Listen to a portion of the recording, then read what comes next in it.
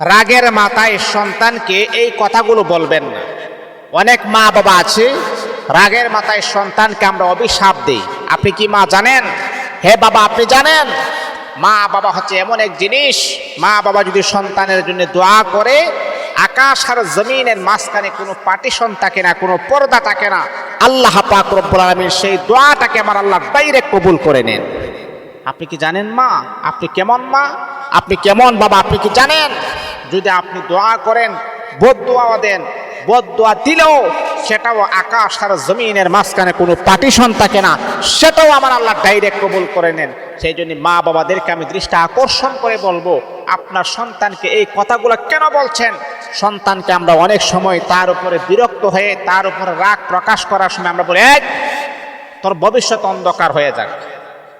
অনেক নারীদেরকে আমি দেখছি, মেয়েদেরকে বলে, তুই যেন স্বামীর ভাত যেন না খাইতে পারস, তোর ভবিষ্যৎ অন্ধকার, তোর উপরে আল্লাহ পাকের গজব পড়ুক, তোর উপরে আল্লাহ পাকের আযাব পড়ুক। আপনি কি জানেন না যে এই কথাগুলো আপনি বলতেছেন?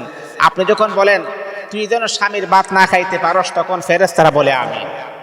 তোর উপরে আল্লাহ পাকের লানত পড়ুক, অভিশাপ পড়ুক, ফেরেশতারা বলে আমিন। আপনি দোয়া করলো, ফেরেশতারা আমিন বলে। আপনি বদদোয়া দিলেও ফেরেশতারা আমিন বলে। মা, আপনি তো সেই মা। বাবা, আপনি তো সেই বাবা।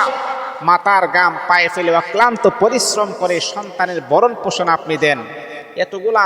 এত দূরত্ব রাস্তা হেঁটে হেঁটে আপনি যান, কিন্তু সন্তানকে হাঁটতে আপনি দেন না। আপনি তো সেই বাবা। তাহলে আপনি কেন আপনার সন্তানকে রাগের মাথায় উল্টা পাল্টা করে এইসব অভিযোগ দিতেছেন, আর ফেরেশতারা বলতেছে আমিন? মা, আপনি তো সেই মা। তাহাজ্জুদের নামাজের মুসাল্লায় বসে বসে সন্তানের জন্য কান্নাকাটি করেন, সন্তানের জন্য এমনভাবে আল্লাহ পাকের কাছে অভিযোগ করেন, আল্লাহ আমার সন্তানের ভবিষ্যৎটাকে তুমি উজ্জ্বল করে দাও।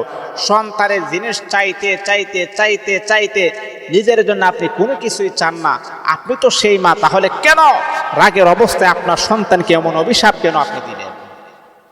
এই জন্যে গার্জিয়ানদেরকে আমি বলবো, মা বাবাদেরকে আমি বলবো, আপনাদের পায়ে হাত রেখে বলি, হয়তো আপনারা জানেন না, আপনার সন্তানকে এমন অভিশাপ দিবেন না, আপনার সন্তানকে এমন লানত করবেন না। আপনার সন্তানকে যে লানত করতেছেন, সেটা ফেরেশতারা আমিন বলে যদি কবুল হয়ে যায়, দুনিয়া তো আপনার সন্তান লাঞ্ছিত হবে, পরকালে আপনার সন্তান বঞ্চিত হবে। এই জন্যে মা বাবাদেরকে আমি বলবো, সন্তানকে বদদোয়া দেওয়ার সময় অবশ্যই আমাদেরকে কেয়ারফুল থাকতে হবে। কি কথা আমি বলতেছি, এই কথা কখনো বলবেন না।